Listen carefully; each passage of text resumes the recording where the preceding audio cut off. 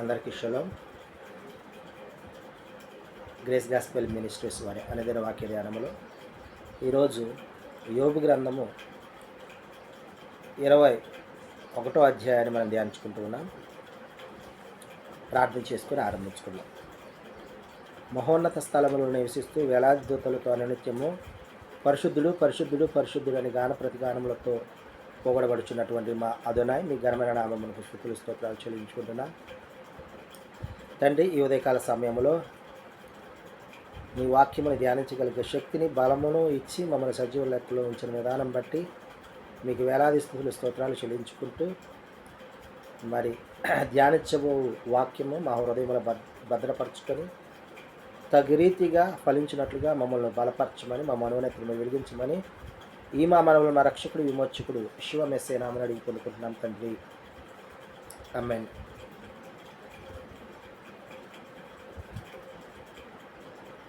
భక్తిహీనుల యోచన నాకు దూరముగా ఉండునుగాక అని యోబు మరి ప్రత్యుత్తరం ఇస్తూ ఉన్నారు జోఫర్కు. భక్తి శూన్యుల దీపము ఆర్పివేయబడుట అరుదు కదా, వారి మీదికి ఆపద వచ్చుట బహు అరుదు కదా. తుఫాను ఎదుట కొట్టుకొని పోవు చెత్తవలెను, గాలి ఎగరగొట్టు కొట్టువలెనే ఉండునట్లు ఆయన కోపపడి వారికి వేదనను నియమించుట అరుదు కదా. వారి పిల్లల మీద మోపుటెక్క ఎలోహిం వారి పాపములను దాచిపెట్టునేమో అని మీరు చెప్పుకొనుచున్నారు. చేసిన వారు దానిని అనుభవించినట్లు ఆయన వారికే ప్రతిఫలం ఇచ్చునుగాక. వారే కన్నులారా తమ నాశనమును చూతురుగాక. సర్వశక్తుని కోపాగ్నిని వారు త్రాగుదురుగాక. ఎలోహిం జ్ఞానము ఎవడైనా నేర్పునా? పరలోక వాసులకు ఆయన తీర్పు తీర్చును కదా. ఒకడు తన కడవలలో పాలు నిండి ఉండగాను, తన ఎముకలలో మూలుగా బలిసి ఉండగాను, సంపూర్ణ సౌఖ్యము నెమ్మదియును కలిగి నిండు ఆయుష్తో మృతి నొందును. వేరొకడు ఎన్నడూ క్షేమమును దాని నెరుగక మనోదుఖము గలవాడై మృతి నొందును. వారిరువురు కూడా సమానముగా మంటిలో పండుకొందురు, పురుగులు వారిని కప్పివేస్తాయి.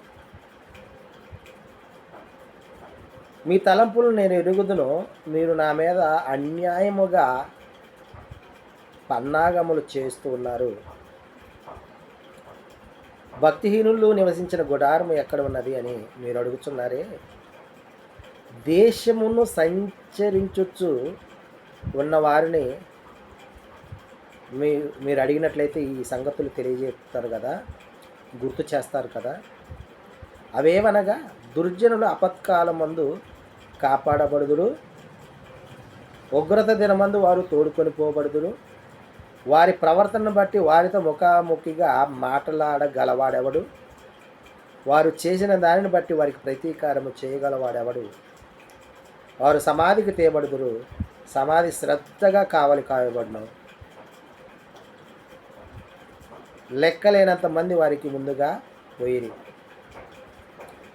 ఇట్టి నిరర్థకమైన మాటలతో మీరు నన్ను ఓదార్చ చూస్తూ ఉన్నారా?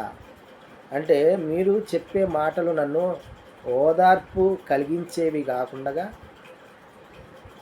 నా తప్పు నేనే తప్పు చేశాను, ఆ తప్పుకు తగ్గ శిక్ష ఎలోహిం వారు నీకు మరి ఆ శిక్ష నీ మీదకి తెచ్చారు అని మరి అనే విధంగా మీరు మాట్లాడుతున్నారు అని యోబు జోఫర్తో ఈ మాటలను మాట్లాడినట్లుగా చూస్తూ ఉన్నా.